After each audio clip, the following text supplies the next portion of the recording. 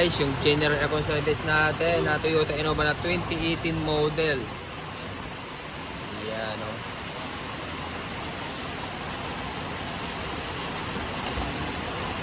Oo. Aboy yung mga lan. Aboy yung lan.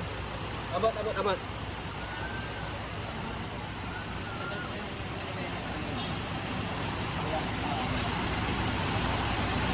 Okay, kondisyon natin to. Palalamigin natin tong Toyota Innova na 2018 model. Okay, thank you Lord. So, okay na to. Tapos na tong general namin na Montero.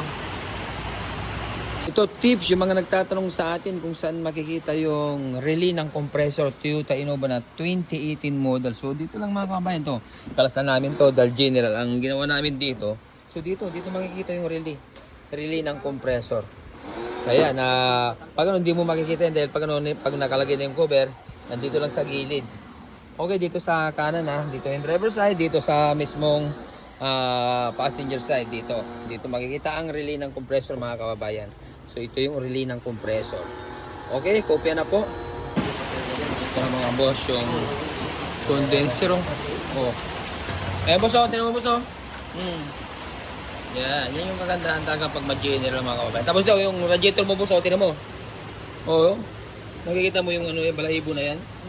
O yung dumi na yan, yan, kung di natin tinanggal, isprayan mo lang, nandyan lang yan. Kaya isprayan din natin yan boss. Kaya ito yung kagandahan mga kababayan pag mag-general. Natagpan, di mo makita yan. Yung iba, kahit anong spray mo, nandyan pa rin yan. Kaya kakamay natin yan. At saka ito, kaya malaking tulong pag naibababa natin yung condenser mga kabayan. Kaya pag magpa-linis kayo, mas maganda yung general na para sure ball. Matrabaho to, pero kailan yun talaga yun ang quality. Kaya ito okay malamig na to. Okay sa ori na to Montero boss. Sabi yung boss, compressor daw ang sira, pero hindi. Hindi namin pinal din ang compressor dahil linagyan lang namin ng langis. Yun lang, general din ang ginawa namin dito. Okay, palalamigin natin lahat ng mga boss. Ito na yung radiator ng Innova. Ayan, dumi.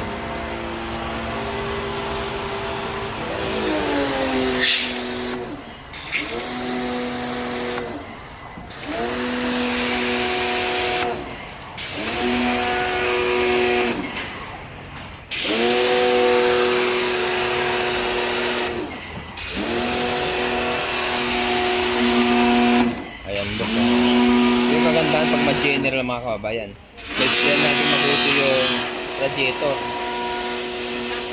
Ayun yung condenser, spray natin yung dumi na yun putik na super itim. Yan, dumi na yan. Kaya pag magpalinis kayo ng evaporator, mas better general na may baba yung condenser. Yan mga kababayan. Okay. Ito natin ito, palalamigin natin ito. Okay. Ito na yung condenser niya. Spray na rin yan. Sobrang dumi na rin yan. Thank you. Up. Ganyan yung aircon ni boss. Taga saan pa tayo boss? Mabalitchis. Ay, Mabalitchis Paano nyo nalaman tong pwesto natin? Paano nyo nalaman tong shop natin? Dati yung friend ko dito nagpagawa dati. Dito na, okay na.